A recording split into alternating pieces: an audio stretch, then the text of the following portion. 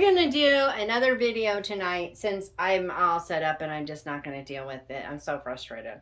That video lasted foreverness. So if you haven't seen the July wrap up, the final 2 weeks, then it should be up by now. And I have another stack of books that I bought in July, plus one here that Shalice got me. And then I should have an insert into here with, like, I think it's 3 more that she got on her way home from here for me for my birthday book haul. So it's like birthday book haul part 2, and then the rest of the stuff I bought. So I don't have a particular order. This one, maybe I'll do Shalice's first. So this is another Ann B. Ross. Fun story about this. Miss Julia Speaks Her Mind. This is not Christian fiction. This is Southern fiction. Miss Julia is a hoot. So I was at my friend's house and we were talking about this Southern series that I have. It's like a mystery series that I have planned. And this was back in like 2016, 17, something like that. And I remember being, just talking about how I had to figure out, the Southern isms that, we're going to be dealing with more genteel family, and my family is more hick Southern. So I wanted to get it right. And so I was talking to them about it. Well, I think it was her neighbor. One of them handed me Miss Julia Speaks Her Mind. And I laughed so hard reading that book. It's not even funny. It was hilarious. There were things that I didn't love content-wise. I don't remember if it was language or if there were other things. I know that the reason the entire story exists, it was irritating as anything, but it's a thing. As a matter of fact, this book up here, so my September book, is a similar story, except this is based on a real story in the author's life. So these things happen. That's in Miss Julia Speaks Her Mind. I'm just saying, in case you've read it and you know what I'm talking about. They really do happen. Yeah. So I don't know what number in the book series this one is. I didn't look. But Miss Julia takes over. I have a feeling I'm probably going to enjoy it as well. But Shalice keeps buying them for me so that someday I'll get the whole series. I really am taking the sticker off. So I'll get the whole series and then I will reread them all. But I didn't have this one, which is kind of cool. So she got me this one. And it's kind of funny. This could be, don't quote me on this, but this one could be the one that she found it at our thrift store. And she was like, she brought it home and then she noticed the library sticker on here. It's the next library book. And it's from her town in Indiana or for her county or something. And so she was like, did you take it to the thrift store? Did I just buy the book you gave away? And I'm like, no, I don't have that one. So I don't know where. So somehow, some way, a book from her town in Indiana ended up donated to our thrift store here in Ridgecrest. Well, I got some of the stickers off. Oh, that was good. So I'm looking forward to reading this series, but I'm going to wait till I have them all. Put that down there and get it out of the way. Hey, it's Chatona's daughter, Shalice. #1 awesome daughter.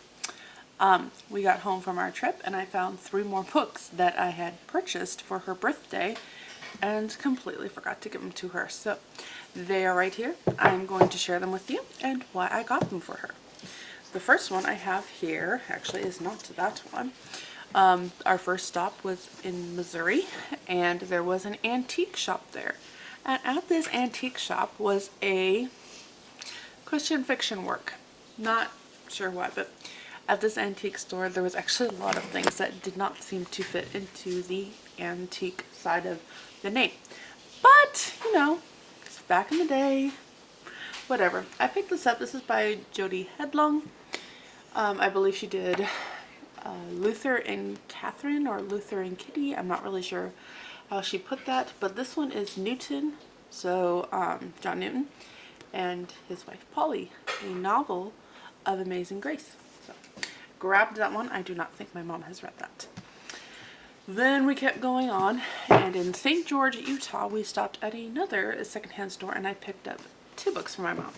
This one I'm not really sure if she has ever read it, but it was Jane Austen, which meant, yes, it's also a, I can never say this right, epistolary novel, and it is The Letters from Pemberley, the first year by Jane Dawkins, which I'm pretty sure I've read something that she has written. I just don't know what. But Elizabeth Bennet, now Miss Fitzwilliam Darcy, is writing to her sister Jane. I may have even read this one, so Tonight. I don't know. But I was like, you know what? Sometimes a reread is fun, and it's Jane Austen. All right, this one, The Poppy's Wife, I actually went online when I found it and tried to see any reviews that I could find for it to kind of see if it was, you know, clean, worth the time. Never heard of this author, but this is World War I. And this, in a nutshell, says 1921 survivors of the Great War are desperately trying to piece together the fragments of their broken lives. While many have been reunited with their loved ones, Eddie's husband Francis has not come home.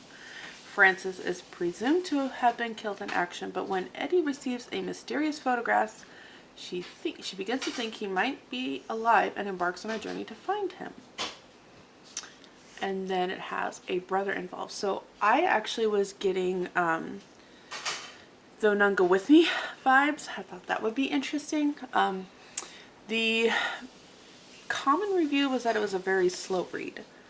Not necessarily a bad thing. I don't know. It just depends. And another reviewer said that nothing ever happened. And I was like, that's not a bad thing either. So these are the books that I forgot to include in my mom's little birthday haul. And here is a clip from my mom to share with you. Well, let's see. What are we going to do here? I'll go with this series. Enclave has this series by this author. Now, these were not published by Enclave, these editions, but these are Enclave books now. And I was looking for some to add to, because I have some Enclave books, but I really wanted to do a video about those, but there just wasn't much to say because I only had a few. So I thought, well, I'm going to grab a few other Enclave books, which is kind of funny. So Knife is the first one. And what's really kind of funny is that I found Knife, and I found the other two, and I put the other two in my cart on eBay. I bought it on eBay. And I put these two in the cart, and I bought this one. Well, when I went back a little while later, I was like, oh, those are still in the cart. And I checked out. I was going to read this first, make sure I liked it before I bought the others. But this series is about fairies who, they're kind of losing their abilities, if you will, their fairiness. And so because of it, you know, they're trying to solve that problem. So it says, no ordinary fairy tale. Knife awoke in a cold sweat, the torn edge of her wing sizzling with pain. How long had she lain unconscious? Her worst fears had come to pass. She was trapped, flightless, a prisoner. The humans had put her in a box, and now they had come to torment her. So, yeah. And then book 2 is Arrow. Rosemary trembled as the Empress walked over to her. There's nowhere for you to escape, the Empress said, her voice silken and sweet. She unsheathed the small dagger from her waist. This will only hurt a little. And then Rebel. Lyndon's cage glowed with fiery heat, burning her fingers when she tried to cling to the bars. She fluttered helplessly in midair, wing muscles aching with the effort, knowing that she couldn't hover much longer before her strength gave out. And the moment she did, she would die. So we have Knife, Arrow, and Rebel, and those are now published with different covers by Enclave, so that's going to be great. This is a Nav Press edition of an Enclave Well, these were on the Enclave website. Let's put it that way. So I don't know what, but they were. So this is Sharon Hink. She's written quite a few. But The Sword of Lyric. In a fierce struggle for survival, don't mess with mom. Yes, because yes. So I'm trying to think. It's like this is Portal Fantasy. So it starts off. She's just mom. She's 20 years married to her college sweetheart. They have teenagers and grade schoolers and unmatched stocks and sticky countertops. And when had she become so insignificant? Anyway, but her husband has a plan for an attic hideaway free of iPods and science projects and cookie crumbs. And before Susan can finish her first journal entry, she finds herself pulled through a portal into a world grappling for its soul and waiting for a promised restorer. And that's all I'm going to read because that sounds good. That sounds good. So I'm hoping I will love this. If I do, I will buy the rest in the series. But I didn't want to spend a lot of money on something I didn't really know anything about. Because, yeah. So I got smart there. Let me see. What else is here? Oh. Then I got Miss Bates of Highbury. It's a prequel inspired by Jane Austen's Emma by Ali Cresswell. I got this for actually next year's Jane Austen July because I knew I'd forget about it by then. And I knew I wouldn't have time to read it. I don't think it came in until, I don't know, a week before the end or so when everybody was here. So I was like, eh. But I went ahead and got it. 30 years before the beginning of Jane Austen's Emma, Mrs. Bates is not the elderly, entirely silent figure familiar to fans of that book. She's comparatively young, beautiful, widowed, but ready to love again. And then there's all kinds of things that happen. This is the first of 3 books in the Highbury series. I wanted to read one and see what I thought before I bought more, but there were some people talking about it and I was interested. So we shall see if I like it or not. I don't know. I either will or I won't. How's that for absolute brilliance? Yeah. Okay. Next up, I'm ready to read book 2, A Cry in the Dark. Jessica Patch. It's part of the love-inspired trade romantic suspense. This is bordering on thriller, though. I'm just saying. But this is really... It's going to be, this one could be rough. I'm just saying. Deep in the Kentucky hills, 3 women have been found brutalized and murdered. But the folks in Night Holler have their own ways and their own laws, and they're not talking. And then it's all about FBI going in trying to find out what's going on. But the first book that she wrote, about A Cry in the Dark. So she wrote the first book is Her Darkest Secret, and that one was really good. It was an interesting, the romance side was kind of interesting because you're dealing with people who are divorced and then what kind of happens from there, it was different, and how that divorce happened and why, and there's a lot going on in that, and that was really good. But I'm looking forward to reading this. I thought I had ordered it and I discovered that I must not hit the final submit. I'm really bad about that. I do that a lot. So they want you to submit like 60 million times. It's like, seriously, I clicked once. That should mean I want it. So give me my book. But no. So I was in Walmart and it was there. So I'm like, fine, I'm going to buy it in Walmart because that'll show Walmart we want more Christian fiction. So I don't know how much faith we'll see in there. I don't remember what was in the last one. I can't recall. Then... the second book in the Pictures of the Heart. I always want to say portraits. And so, yeah. Tracy Peterson, Pictures of the Heart. This is the Alaska Yukon Pacific Exposition 1909 World's Fair. So there's going to be 3 in this story.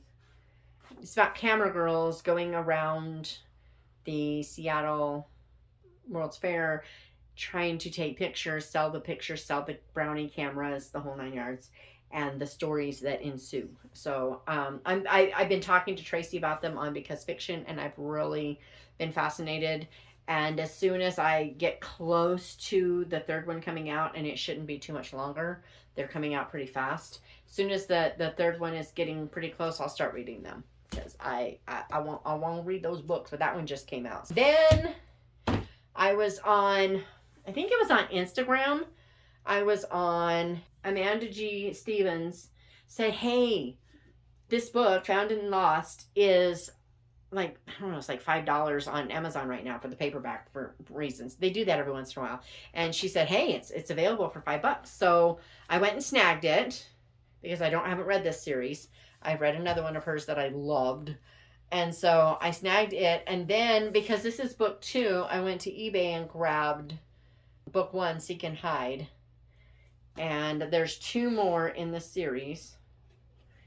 And we shall see. I know nothing about these books. So let's find out what this is about. Faith is no longer free. That's interesting. Oh. 6 years ago, the government took control of the church. Only retranslated Bibles are legal, and a specialized agency called the Constabulary enforces this and other regulations. Oh my gravy, this is like semi-prophetic. Marcus Brenner, a new Christian, will do anything to protect his church family from imprisonment, including risk his own freedom to gain the trust of a government agent. Yeah. Audrey Weston recanted her faith when the constabulary threatened her baby. Now released, she just wants to provide for her son and avoid government notice. But she's targeted again.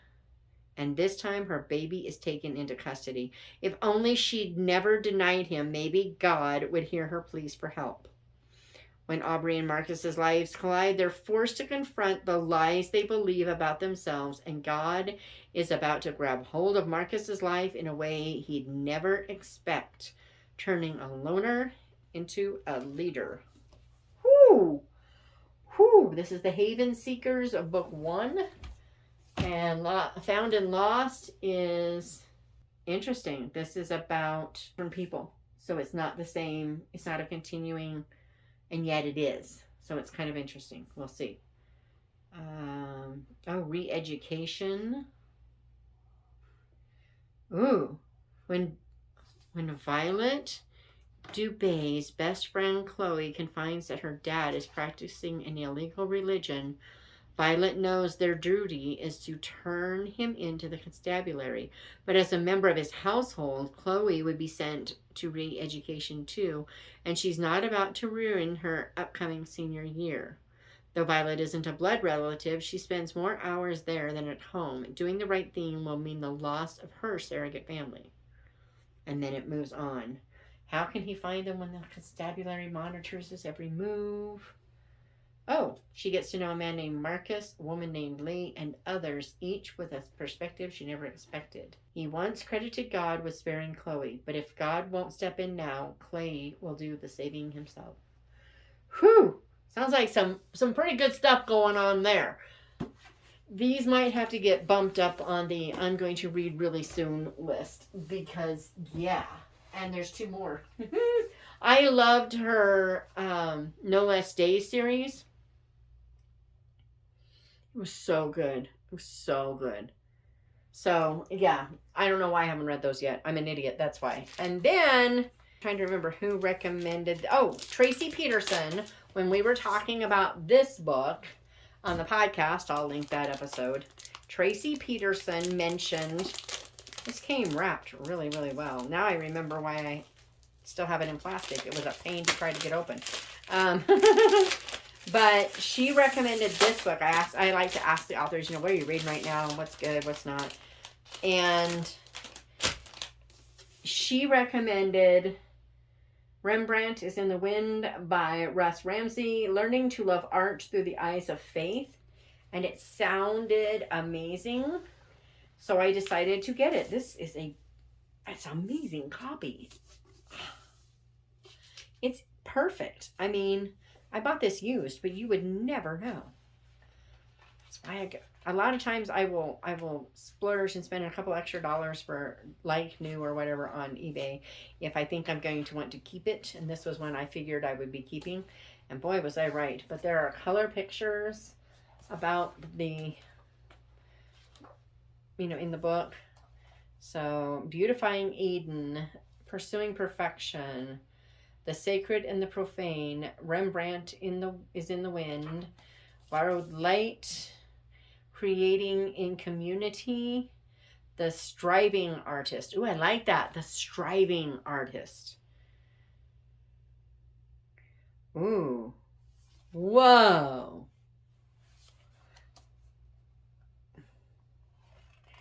I don't know if you can see this chart, but this chart shows, that these are the number of paintings done by each artist. Rembrandt is over here, Van Gogh is over here, Cezanne is one in the middle, and Monet is this one. This is Monet.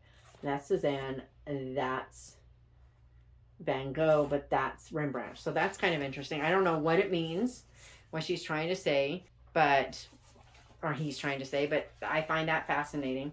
Anyway, the striving artist, paintings by Caravaggio, striving artist, beyond imagination, what remains unsaid,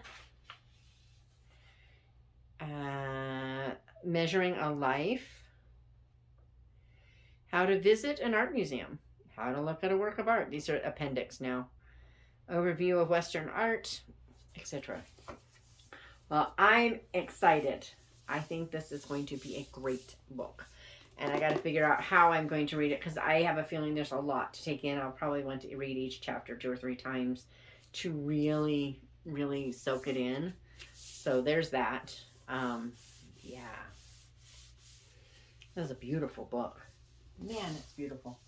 Oh, set it up there so I can just look at it. Hi, you're pretty. Yeah. So, and finally, it's not a book, but it has to do with books. Today, our latest stickers that kind of go with all the Bookstrings books came. It says, Ecclesiastes of making many books, there is no end. And then we add further proof of God's goodness. So we have stickers in the shop. Probably by the time this comes out anyway, they'll be up there. I'm loving them. I think they're so pretty. I have one up on my door because books. Aren't they cool though? I'm just like, So anywho, I had to share because they came in and I can't share with Lorna because she's not here. Crazy kid. Who does she think she is? She's coming home. So anywho, okay.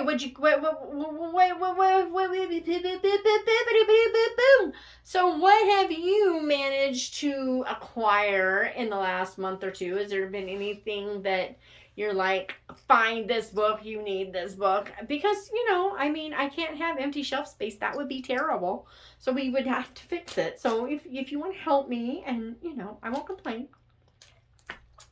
Meanwhile, I will see you guys next time with something. Because something.